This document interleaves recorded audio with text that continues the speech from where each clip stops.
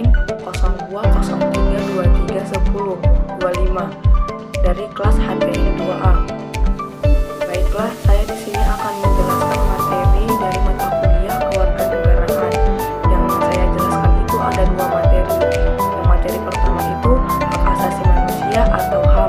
Yang kedua itu masyarakat madani.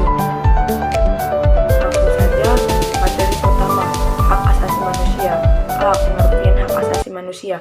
Hak asasi manusia ini merupakan hak dasar yang dimiliki setiap individu. Hak ini bersifat universal dan harus diakui tanpa memandang faktor-faktor seperti ras, agama, jenis kelamin, latar belakang budaya. Konsep hak asasi manusia dapat ditelusuri kembali ke zaman kuno dengan gagasan teori hak asasi manusia. Konsep ini telah mempengaruhi revolusi negara-negara seperti Inggris, Amerika Serikat, dan Prancis. Hak asasi manusia berakar pada keinginan konservatif untuk melindungi properti tertentu, namun juga memiliki aspek revolusioner. B. Perkembangan HAM di Indonesia. Ini membahas tentang prinsip-prinsip dasar hak asasi manusia dan perkembangan hak asasi manusia di Indonesia. Gagasan perlindungan hak asasi manusia muncul pada awal atau abad ke-20 dan dipengaruhi oleh para sarjana barat dan digerakkan pembebasan di Eropa.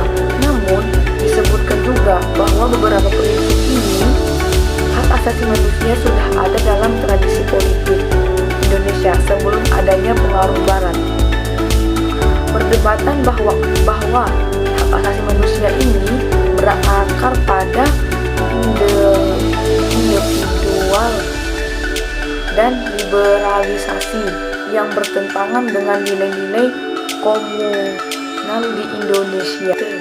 HAM, Universitas dan Relativitas. Ini menjelaskan menekankan pentingnya perspektif universal dan relatif. Asas manusia universal dipandang melekat pada semua individu tanpa memandang waktu dan tempat. Berakar pada gagasan tentang hak alami di sisi lain.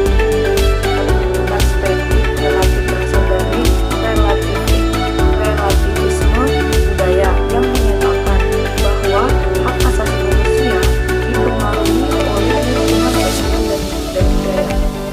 Meskipun perspektif universal tentang hak asasi manusia ini menarik dan didasarkan pada nilai-nilai fundamental seperti keadilan dan kesetaraan, perspektif relativisme budaya menyoroti dampak keberagaman budaya terhadap perspektif hak asasi manusia. D. Pelanggaran dan pengadilan HAM. Pelanggaran hak asasi manusia membelakan antara kejahatan biasa dan pelanggaran berat. Pelanggaran tersebut biasanya diadili di pengadilan perdata atau pidana bagi warga sipil dan pengadilan militer. Ciri-ciri kejahatan hak asasi manusia yang serius menangkap yang luas, menyebabkan kerugian material dan emosional, menargetkan kemanusiaan dengan genosida, serta terkait dengan isu-isu hukum dan politik. Selanjutnya itu latar belakang pembentukan pengadilan HAM.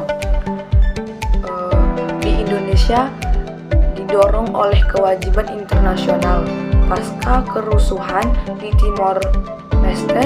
Perserikatan Bangsa-Bangsa mendesak Indonesia untuk mengatasi pelanggaran pada pembentukan pengadilan hak asasi manusia di Timor yang mengarah pada pembentukan pengadilan hak asasi manusia. Pengadilan tersebut diberikan wewenang untuk mengadili pelanggaran hak asasi manusia yang serius, dan undang-undang yang khusus diberlakukan untuk memungkinkan pembentukan pengadilan hak asasi manusia. Selanjutnya itu ada Islam dan HAM.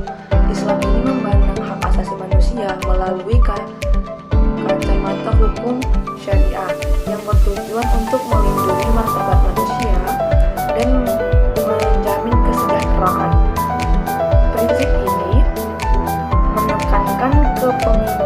yang adil, di mana setiap orang bertanggung jawab dan berhak atas hak-haknya. Mungkin itu saja yang dapat saya jelaskan pada materi pertama ini. Jika ada salah saya mohon maaf. Wassalamualaikum warahmatullahi wabarakatuh.